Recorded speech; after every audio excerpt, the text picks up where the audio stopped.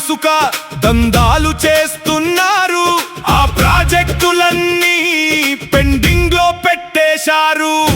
మూడేళ్లు దగ్గరికి వచ్చింది వీళ్ళ పరిపాలన, ఇది కూలిపోయే ప్రభుత్వం లాగా కనబడుతున్నది.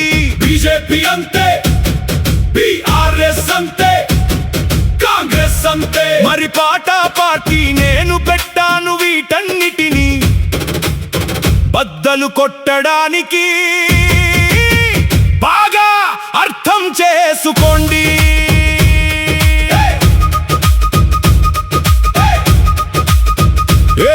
ఏ నేపాల్లో ఏదైతే కింద భూకంపం వచ్చి మొత్తం హిమాలయ పర్వతం కరిగిపోయి దాని కింద ఉన్న ప్రాజెక్టులు కొట్టుకొని వస్తే ఘోరాతి ఘోరంగా వేల మంది చనిపోయారు.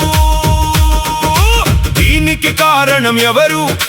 దోపిడీదారులు, ఏ బ్రాహ్మణులు. అక్కడ దేవుడు ఉన్నాడని ఏదో క్రియేషన్ చేసి, అసలు గుట్టలు కొండలలో దేవుడు ఎందుకు ఉంటాడయ్యా? ఎందుకు ఉంటాడు చెప్పండి? మనిషిలో ఉంటే ఉంటాడు.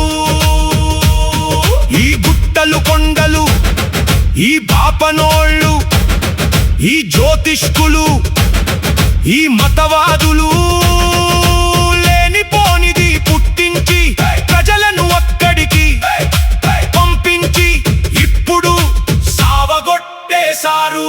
మరి నిజంగా దేవుడు ఉంటే ఈ మనుషులను కాపాడాలి కదా.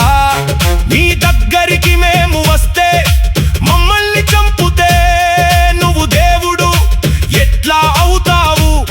కావు నిజం చెప్తే ఎవ్వడు నమ్మడు. ఎందుకు నమ్మరు అంటే వాళ్లకు శాస్త్రము తెలియదు, సైన్స్ తెలవదు, శాస్త్ర ప్రకారం ఆలోచించరు. కాబట్టి నేను ఏమంటానంటే, శాస్త్ర ప్రకారము మనం సైన్స్ ప్రకారం ముందుకు వెళ్ళాలి. ఇంత రాకెట్ యుగంలో కూడా మనం కులము, మతము, గోత్రము, రాశి, నక్షత్రము, అంటరానితనము, మూఢనమ్మకాలు ఈ భారతదేశాన్ని ఎవడు పుట్టించాడో చండాలమైన వ్యక్తి పుట్టించి ఉంటాడు. అందుకే ఒక్కసారి పార్టీకి ఓటు వేయండయ్యా.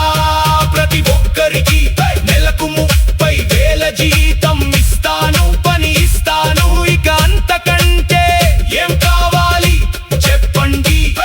25 ఏళ్ల వరకు ఫెయిల్ అనేది లేకుండా అందరి చదివిస్తాను. మహిళలకు 2 తులాల గోల్డ్ చైన్ ఇస్తాను. పురుషులందరికీ ఉచిత బస్సు ప్రయాణం ఇస్తాను. మహిళలందరికీ కార్ ఇస్తాను. అందరికీ 400 గజాలు ఇస్తాను. డైమెన్షన్ వచ్చేసి 60 మీరే కట్టుకోండి.